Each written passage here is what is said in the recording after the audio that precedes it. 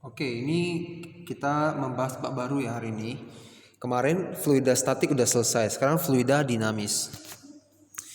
Nah, fluida statik kemarin kan fluida yang diam gitu ya, dalam keadaan diam. Contohnya misalnya kita menghitung tekanan hidrostatis pada misalnya ada orang gitu menyelam di dalam air pada kedalaman tertentu, tekanan hidrostatis dia berapa? Kan kita belajar itu ya di bab sebelumnya, fluida statis atau statik. Nah, itu kan kondisi airnya diam. Nah, sekarang kita di bab ini kita belajar kondisi air yang bergerak atau mengalir. Ya, fluida dinamik adalah fluida yang sedang bergerak atau mengalir. Contoh fluida dinamik antara lain air atau minyak yang sedang mengalir dalam tangki, udara yang sedang mengalir relatif terhadap pesawat terbang yang sedang mengangkasa. Jadi sebenarnya udara juga, walaupun namanya fluida ya, pergerakan itu ya yang dibahas di sini ya. Oke, kali ini kita langsung saja ke rumus ya dan nanti contoh soalnya ya. Nah, pertama ini kita belajar dulu debit aliran air. Nah, debit aliran air itu apa? Itu debit itu adalah ukuran seberapa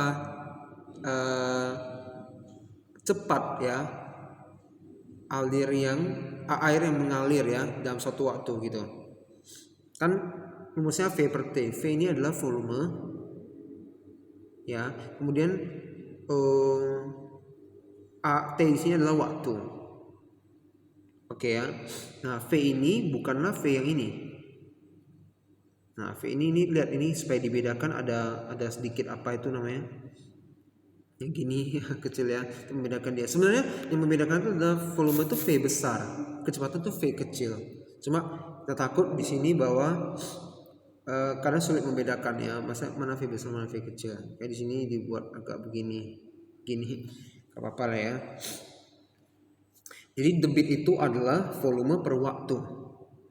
Debit itu bisa juga adalah luas penampang kali V kecepatan. Gitu. Oke ya. Nah, jadi juga ini ada namanya ya yang begini, dia air mengalir dari penampang yang luas, kemudian dia keluar dari penampang yang lebih kecil. Itu gimana? Berlaku Q1 sama Q2, yaitu debit air itu tetap sama. Nah, sekali lagi debit tadi adalah ukuran berapa banyak kecepatan air itu mengalir, yaitu berapa banyak volume yang dipindahkan atau dialiri ya per waktu gitu, per setiap dalam satu kurun waktu gitu ya. Ya debit itu tetap sama. Debit itu tetap sama. Jadi Q sama Q. Q itu kan A kali V ya. Luas permukaan kali V. Jadi bisa kita buat A1V1 kali sama A2V2. Di mana A itu tadi luas penampang dan V di sini adalah kecepatan. Nah, apalagi ya, bahan mandi. Oke lah. Nah, bisa juga A kali V sama dengan V per T. Ya kan, karena kan tadi rumus debit bisa volume per T, bisa juga A kali kecepatan. Berarti kita bisa bilang A kali kecepatan itu sama dengan volume per T. Kalau kita bicara bak mandi, kenapa? Biasanya di bak mandi itu gini kan, di bawahnya itu ada bukaannya tuh, bukaan. Kita bisa putar supaya terbuka, nanti airnya bisa keluar semua. Biasa kalau kita mau cuci bak mandi itu ya kan, airnya misalnya kotor di dalam kita mau buang. Jadi volume bak mandi, air yang dalam bak mandi, per waktunya dibutuhkan berapa untuk air di bak mandi mengalir sampai habis. Dengan diketahui luas penampang ini berarti luas penampang lubangnya ya lingkaran ya berarti ya bentuknya biasa. Nah, kita bisa cari kecepatan alirannya. Begitu sebaliknya. Kalau dikasih tahu luas penampang, kecepatannya kita bisa tahu, waktu bisa tahu, kita bisa ukur volume airnya. Jadi intinya di rumus ini ada 4 elemen yang bisa saling mempengaruhi, saling terkait ya. Yep. Nah, ada lagi yang namanya persamaan Bernoulli. Nah, ini ini seperti ini ya, ada lubang masuk ada lubang keluar, tapi bedanya di Bernoulli ini bicara kalau lubangnya itu memiliki perbedaan ketinggian. Nah, maka rumusnya ini super panjang. Wah, yaitu P1 sama rho GH1 P1 tambah rho GH1 tambah setengah V1 kuadrat. V ini kecepatan ya, sama P2 tambah rho GH2 tambah setengah rho V2 kuadrat. Rho ini adalah massa jenis air, massa jenis fluidanya lah, kan nggak selalu air ya. Kalau minyak misalnya rho nya berapa kan gitu, kan beda-beda ya. Soal biasa kasih tahu sih. Gravitasi G, H itu ya ketinggian. Nah, ketinggian H1 berarti ketinggian yang lubang satu ini berapa? Ini tingginya berapa gitu. P ini tekanan ya, pressure yang kita belajar di bab sebelumnya. Nanti di sini juga bisa terpakai rumus ini, Q1 sama Q2 A1 V1 sama A2 V2 terpakai juga.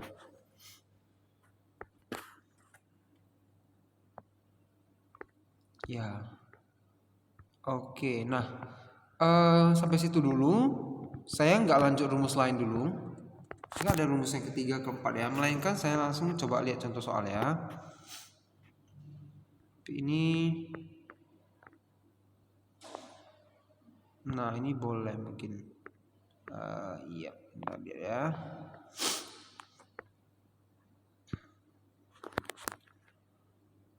Nah, ini oke, ini bagus. Ini juga tunggu ya.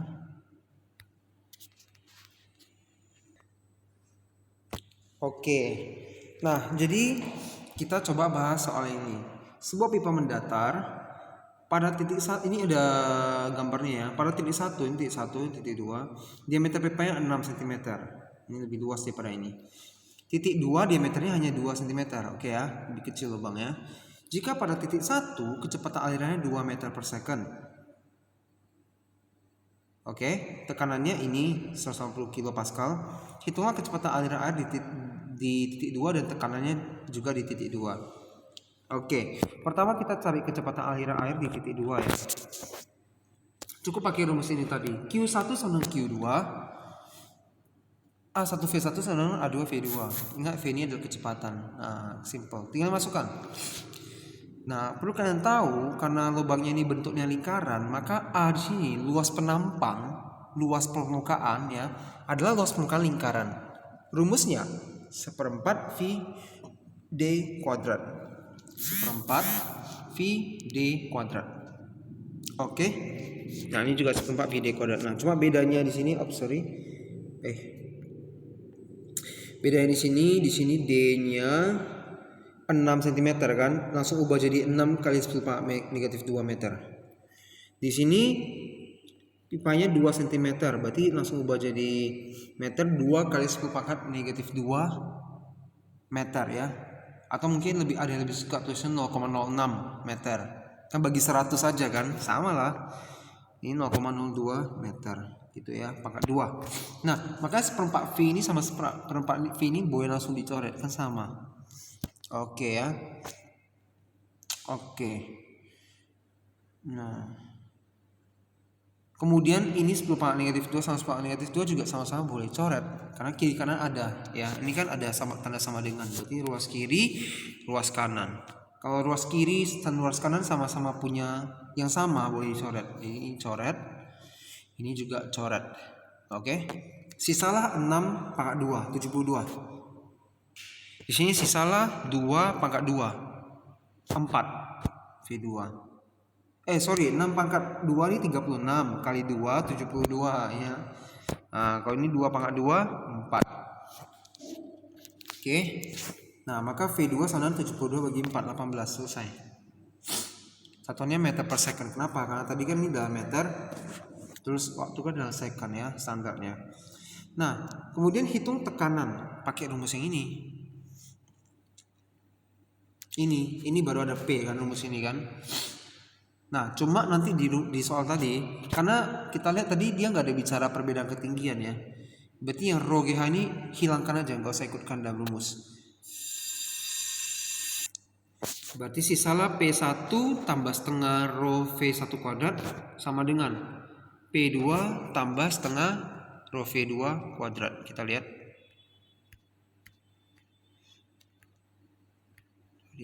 Nah ini dia. Ya kan, tinggal ini ya, rho GH-nya dihilangkan. Maka tinggal dimasukkan. P1 ada 160 kilopascal. Kilo artinya ribu. 1000 kan. Seperti 1 km 1000 meter. Berarti 1 kilopascal 1000 pascal. Berarti 180.000 ya. P2 nggak ada. Itu yang mau dicari justru. Tekanan di titik 2 berapa? Nah, setengah. Massa jenis air. Ini rho massa jenis air ya. 1000 udah ada standarnya. Soal nggak kasih tahu pun kita harus tahu ya. V tadi udah ada, kecepatannya 2 kuadrat. Ini V nya 18 setelah dapat dari sini. Kita tahu V2 18 kuadrat. Rho juga sama 1000 per 2. Ya oke. Tinggal dikali. Setengah kali 1000 kali 2 kuadrat 4. Berarti 2000 ya. Sedangkan ini setelah dikali dapatnya 162.000. Ya udah tinggal pindah-pindah dapat P2 sama dengan 20.000. Oke, jadi 20.000 pascal selesai. Kalau kalian mau ubah ke kilo pascal lagi juga boleh. Jadi 20 kilo pascal biar ikut-ikutan ini. Oke ya. Oke, itu dulu hari ini.